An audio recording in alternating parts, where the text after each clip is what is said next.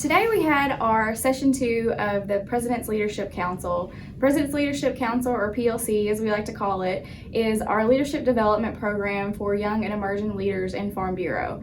Today's session concentrated on communications, and so we had speakers from across the board talking about how to do an interview, how to present yourself in an interview, and then how to make yourself comfortable just saying yes to an interview. Though this session was a little bit different than we had envisioned, we usually meet in person. However, due to the pandemic, we couldn't do that, so today we met virtually. But we still had 18 participants and several speakers that were able to talk about communication. The participants were able to engage with them virtually and learn about ways that they can do better to advocate and be the voice of agriculture. My central theme of all of that I have learned over the years of communicating with people over a variety of cultures and perspectives and intensity is that we all need each other's signals, right? I need to be able, when I'm speaking, to be able to see your faces. I need to be able to hear your laughter. We all have this deep desire to feel understood. And when you think about Maslow's hierarchy of needs, you need to have food and shelter, and you need to keep moving up. But the very top is this self-actualization. And my belief is that one of the ways that we know we exist in the world is that we shape our ideas into these things called words, and we share these words with another person, and that other person reacts. And when we see that they can see the world the way that we're seeing the world, or at least the way we're describing it, you have this connection that gives your life meaning. The very first thing that you should focus on is, how can I be interested in other people and other things?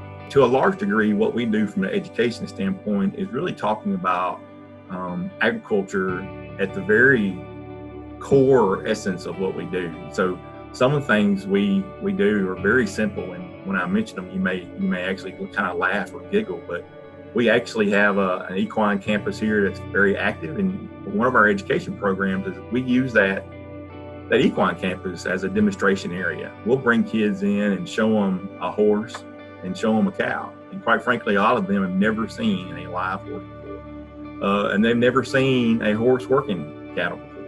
And we'll do all that. And again, it sounds, I grew up on a farm, and it sounds like something like, well, that's not a big deal. But to see these children's eyes open and their mouths drop open and all of their responses, you can tell that that's their first opportunity to really see an animal live and to see that interaction. Steve, you said that we are the largest user of Arkansas rice.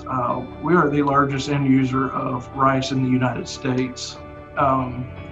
Rice is, we'll get into what it's used for in a second, but rice is a major component of Arkansas's ag sector, mainly Northeast Arkansas. One bad experience with a reporter can taint you from wanting to do any more media interviews with reporters. I will tell you, we're not all cut from the same cloth, and so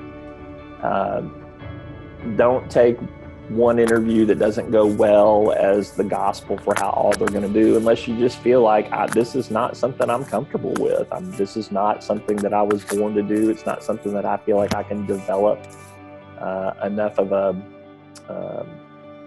a skill set to do. It's okay to not be a person to be interviewed. This interviews is a great way to tell your story. Because if we do not tell our story, us as producers, consumers, whatever we are in this industry, somebody else will, that does not like this industry. Social media platforms are used right now. It's imperative that we tell our story and how things work and click around our operation, because people do not know that. And I think now more than ever, during this pandemic, people want to know that. People want to engage with the producer. And I think you see that now more than ever. We have to become comfortable with being uncomfortable. This is how we grow as individuals.